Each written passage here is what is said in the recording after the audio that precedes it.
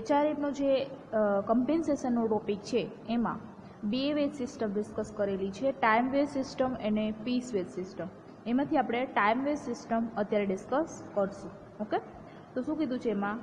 તો કે a system in which workers is paid on the basis of time devoted by the worker is known as time wage system. એટલે કે time veg સિસ્ટમમાં વર્કરને veggies છે કઈ રીતે pay કરવામાં આવે છે કે એણે કેટલો ટાઈમ ડિવોટ કર્યો છે, કેટલો ટાઈમ આપ્યો છે ઓર્ગેનાઇઝેશન એ પ્રમાણે. Okay, this is time is the basis for the payment year. એટલે કે ટાઈમ બેઝ સિસ્ટમ જ્યાં કન્સિડર થતી હશે ત્યાં ટાઈમ બેઝ છે જે પેમેન્ટ થશે વર્કરને એમાં ટાઈમ એક બેઝિસ રહેશે. The rate may be so much per hour, day, week, fortnight or monthly basis. Okay, તો કે જે પેમેન્ટ આપણે કરીએ છીએ એ અવરલી પણ કરી શકીએ, ડેઇલી, વીકલી કે પછી ફોર્ટનાઇટલી કે પછી મંથલી પણ પે કરી શકીએ છીએ, પણ ટાઈમના બેઝ ઉપર જ પેમેન્ટ થશે. The worker is guaranteed a definite sum of money for definite period of time. એટલે અહીંયા છે ટાઈમ બેઝ સિસ્ટમમાં વર્કરને એક ગેરંટી આપવામાં આવે છે કે આટલા સમય માટે તમને આટલું પેમેન્ટ તો મળશે જ. એટલે guarantee definite sum of money, એટલું સમ ઓફ મની તો મળશે જ ડેફિનેટ પીરિયડ ઓફ ટાઈમ માટે. ઓકે, પછી એમાં ફોર્મ્યુલા આપેલો છે ટાઈમ વેજ સિસ્ટમનો. તો ટાઈમ વેજ કઈ રીતે કેલ્ક્યુલેટ થશે? તો કે ટાઈમ ટેકન, એને કેટલો ટાઈમ લીધો છે એટલે એને ટીથી ડિનોટ કરવાના આવ્યો છે, ઇન્ટુ વેજ રેટ, અને કેટલો વેજ રેટ છે ટાઈમનો એ વેજ રેટ પ્રમાણે આપ્યું છે. બરાબર, તો E means earning is equal to time taken, એને કેટલો ટાઈમ લીધો છે, અને રેટ પર અવર, એક અવરના કેટલા ટાઈમ છે. તો મીન્સ કે સપોઝ કે એક અવરના 8 રૂપીસ આપીએ છીએ આપણે એને, અને એણે 5 કર્યા છે, 5 અવર વર્ક કર્યું છે, તો 8 પંચા 40, એટલે 40 એનું અર્નિંગ થશે.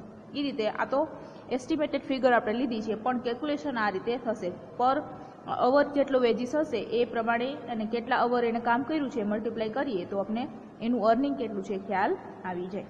ઓકે, પછી આગળ કીધું છે the system is suitable for the following cases. હવે આ છે ટાઈમ બેઝ સિસ્ટમ છે, કઈ કઈ જગ્યાએ સ્યુટેબલ છે. તો એમાં આપ્યું છે where the quality of ultimate product is more important. જ્યાં ક્વોલિટી વધુ ઇમ્પોર્ટન્ટ છે, જ્યાં ક્વોલિટી મેટર કરતી હશે ત્યાં ટાઈમ પ્રમાણે પેમેન્ટ કરવામાં આવશે. એટલે પહેલો પોઈન્ટ નોટ ડાઉન થશે, ક્વોલિટી જ્યાં મેટર કરતી હોય ત્યાં. સેકન્ડ છે where the rate of production is more dependent on the machines rather than worker. કે જ્યાં પ્રોડક્શનનો રેટ છે કેના ઉપર વધુ ડિપેન્ડન્ટ હશે? પ્રોડક્શનનો rate dependent more on the machinery rather than worker. એટલે વર્કર છે એમાં કાંઈ ના કરી શકે, મશીનરી જેમ ચાલશે એ જ પ્રમાણે વર્ક થશે. એટલે એ સ્પેસિફિક ટાઈમ તો મશીનરી માંગશે જ, એટલે એના માટે આ બેઝ સિસ્ટમ સ્યુટેબલ છે. ઓકે, તો કે બીજો પોઈન્ટમાં, પહેલા પોઈન્ટમાં કીધું તો ક્વોલિટી જે મેટર કરતી હોય ત્યાં, બીજા પોઈન્ટમાં વાત કરી છે કે જ્યાં મશીન ઉપર વધુ ડિપેન્ડન્ટ રહેવું પડે, વર્કરનું એમાં કંઈ ચાલે નહીં, મશીન ઉપર ડિપેન્ડન્ટ રહેવું પડે ત્યાં આ બેઝ સિસ્ટમ ચાલશે. થર્ડ પોઈન્ટ વાત કરી છે કે where is not possible to measure the work put by the worker. એટલે કે એક્ઝામ્પલ આપ્યું છે ટીચર્સનું, એટલે કે જ્યાં કેટલું વર્ક થઈશું એ કંઈ મેઝર કરી શકાતું નથી. Not possible to measure the work put by the worker. વર્કરે જે કંઈ પણ વર્ક કર્યું છે મેઝર કરી શકાતું નથી, કેમ કે એ ક્વોલિટેટિવ ફોર્મમાં છે જે આપણે જોઈ શકતા નથી. ટીચર છે કેટલું સ્ટડી કરાયું છે, સ્ટુડન્ટને કેટલું સમજાણું છે એ સામે આપણે જોઈ નથી શકતા. ઓકે, અહીંયા ક્વોલિટેટિવ મેટર છે, એટલે એના માટે ટાઈમ બેઝ સિસ્ટમ છે એ સ્યુટેબલ રહી. ઓકે, તો થર્ડ પોઈન્ટમાં શું વાત કરી છે કે જ્યાં વર્ક છે મેઝર પ્રોપરલી નથી કરી શકાતું, કાઉન્ટ નથી કરી શકાતું, ત્યાં આ સિસ્ટમ યુઝફુલ થશે.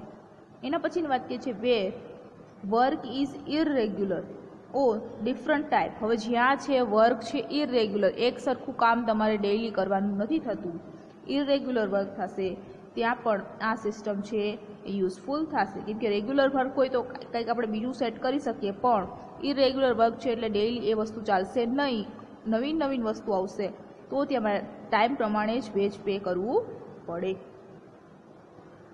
પછીની વાત કરી છે where worker is untrained or in apprentice. કે જ્યાં એને ટ્રેનિંગ આપવી પડે છે, કે પછી જ્યાં અનટ્રેન છે, એપ્રેન્ટિસ છે, તો એ જગ્યાએ તમે ટાઈમ બેઝ સિસ્ટમ આપો છો, કેમ કે એ શીખતા કામ કરે છે. એટલે કામનું તો એને વળતર મળશે નહીં એટલું બધું, પણ એને જેટલો ટાઈમ અલોટ કર્યો છે એ પ્રમાણે એને વળતર આપવામાં આવશે. તો જ્યાં એ ટ્રેનિંગ લેતો હશે, એપ્રેન્ટિસ હશે, ત્યાં પણ ટાઈમ વેજ સિસ્ટમ આપવામાં આવે છે.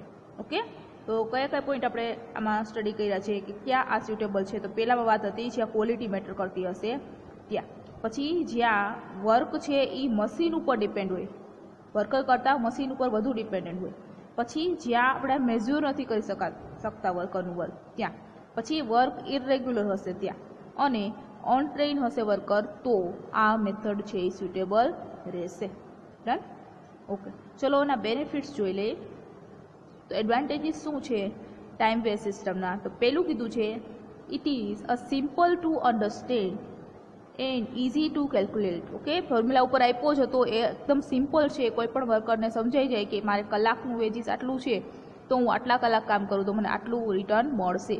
એટલે simple to understand and easy to calculate amount of wages payable to worker. એટલે વર્કર છે એ પણ પોતાનું રેમ્યુનરેશન કાઉન્ટ કરી શકે છે, કેટલા કલાક કામ કર્યું એના ઉપરથી. ઓકે, સેકન્ડ પોઈન્ટમાં વાત કરી છે quality of work is maintain. હવે અહીંયા ક્વોલિટી મેટર કરે છે એટલા માટે જ આપણે આ વેજ સિસ્ટમ રાખી છે, ટાઈમ વેજ સિસ્ટમ રાખી છે. એટલે ક્વોલિટી છે તમે મેઇન્ટેન કરી શકશો. એટલે બીજો ફાયદો એનો એ છે quality of the work is maintain. Quality of the work is maintain as worker is not in hurry to increase the output. એટલે આ જગ્યાએ હમણાં આપણે પછી એના પછી પીસ વેજ સિસ્ટમ જોશું, એમાં આપણે જોશું કે પર પીસ જેટલું પ્રોડક્શન કરે છે એ પ્રમાણે મળે, તો એ વધુ ને વધુ પ્રોડક્શન કરવાની ટ્રાય કરશે એમાં, કેમ કે પર પીસે એને મળે છે રિટર્ન.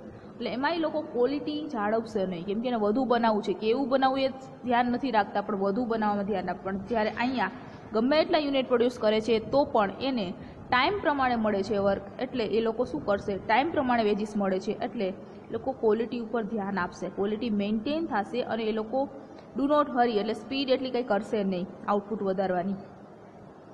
હવે એના પછીની વાત કરીએ છીએ એઝ ધ વર્ક. પણ આનો એક ડીમેરિટ પણ છે, એ ડિસએડવાન્ટેજીસમાં આવશે કે એ લોકો સાવ નિરાતે કામ કરે છે, કેમ કે ક્વોલિટી એને વધારે, એટલે એના સુપરવાઇઝરની પણ આમાં જરૂર પડશે. એટલે એ વાત આગળ આવશે કે આમાં એ લોકો ક્વોલિટી ઇમ્પ્રુવમેન્ટ માટે આપણે મેથડ લીધી છે, પણ એ ક્વોન્ટિટી વધારવાની ટ્રાય નહીં કરે, તો મીન્સ કે પ્રોડક્શન પણ એટલું બધું નહીં કરે, કેમ કે એને ખબર છે કે ભાઈ ટાઈમ જેટલો અલોટ કરીએ છીએ આપણે ઓર્ગેનાઇઝેશનને એટલું આપણે રિટર્ન મળશે, એટલે લેઝી પણ થઈ જાય. એ પણ એનું ડિસએડવાન્ટેજીસ આ મેથડનું છે, એટલે એ આપણે જોશું હમણાં.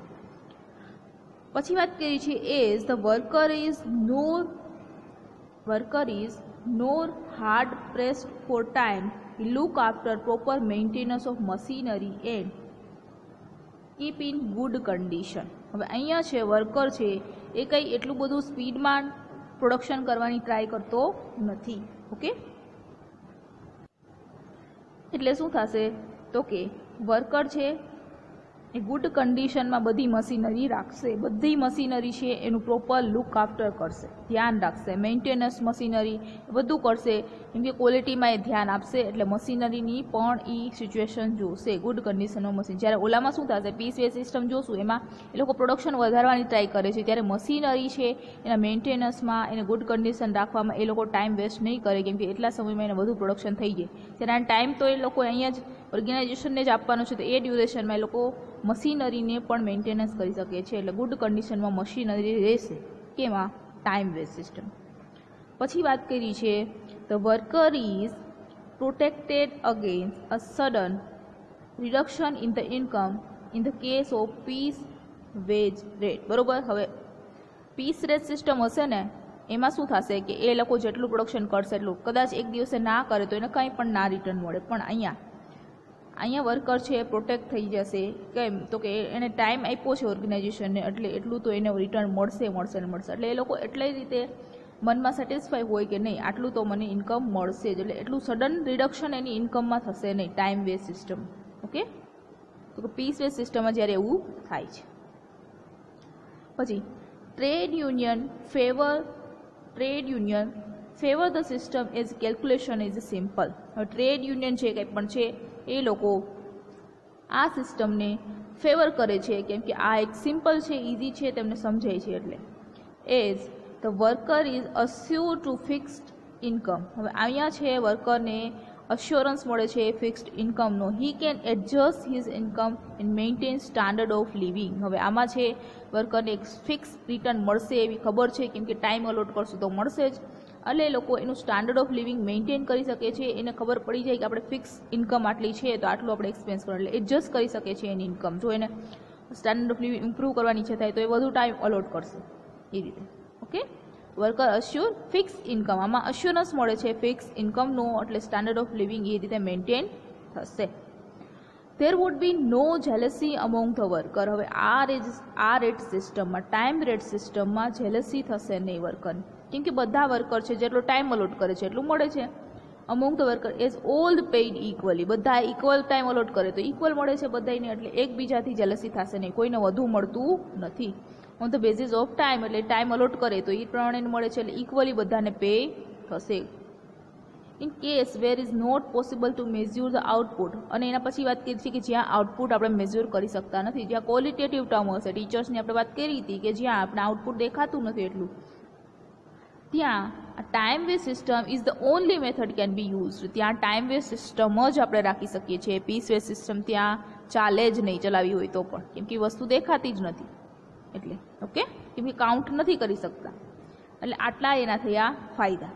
ડિસએડવાન્ટેજીસ જોઈએ તો the system give a little or no recognition to the efficiency of the worker. હવે અહીંયા શું થાય છે કે બધા વર્કર છે જેટલો ટાઈમ અલોટ કરે છે એ પ્રમાણે વર્ક, પણ એ ટાઈમ ડ્યુરેશનમાં કોઈ વર્કરે વધુ વર્ક કર્યું છે તો એને કાંઈ એક્સ્ટ્રા મળતું નથી. એટલે કોઈ વર્કર ઇફિશિયન્ટ વર્કર છે કે જે સારું કામ કરે છે એને કંઈ રેકોગ્નિશન મળતી નથી, તો એ એનો ડિસએડવાન્ટેજ થયો કે the system give little or no recognition. કંઈ એને ઓળખાણ અલગથી કંઈ મળતી નથી. No recognition to the efficient worker.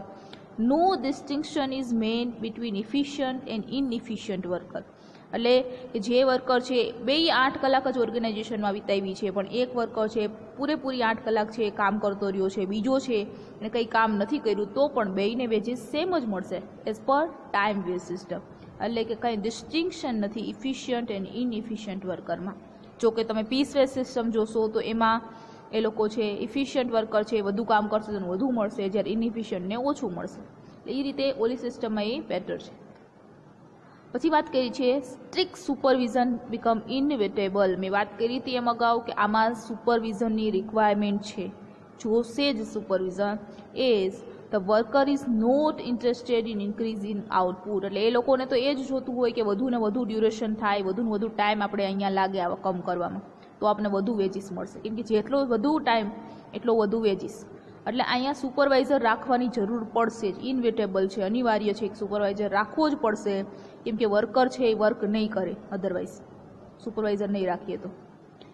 This would rise the overhead costs. હવે આપણે સુપરવાઇઝર રાખીએ છીએ તો સુપરવાઇઝરની કોસ્ટ પણ વધી જાય ને, એને સેલરી કે પે કરવી પડે ને પછી સુપરવાઇઝરને, એટલે એ કોસ્ટ અહીંયા વધી જશે. એટલે સુપરવાઇઝર એક તો ઇન્વિટેબલ છે રાખવા માટે, અને પછી એની કોસ્ટ પણ વધી જશે. એટલે આ રીતે આ મેથડ થોડી કોસ્ટલી પડશે. પછી wage remain fixed whereas the speed of worker is not constant. હવે અહીંયા છે વેજ છે એ ફિક્સ થઈ જાય કે આટલો ટાઈમ એને વિતાવ્યો છે તો આટલો પેમેન્ટ તો કરવું જ પડશે, પણ એ લોકો વર્કરની સ્પીડ છે એ કોન્સ્ટન્ટ રહેતી નથી. ક્યારેક એ કામ કરશે, ક્યારેક નહીં પણ કરે. સ્પીડ કોન્સ્ટન્ટ નથી રહેતી, પણ વેજ ફિક્સ રહે છે. હેન્સ વેજ પર unit output will vary considerably. This would come in the way of fixed selling price on the basis of cost of production. હવે અહીંયા શું વાત કરી છે જો કે વેજ રિમેઇન ફિક્સ. વેજ છે એ ફિક્સ આપવાના છે, જ્યારે સ્પીડ છે એ કોન્સ્ટન્ટ નથી. ક્યારેક એ 10 યુનિટ પ્રોડક્શન કરે, ક્યારેક 2નું જ કરે, પ્રોડક્શન ક્યારેક વધુ થાય ક્યારેક ઓછું પણ થાય.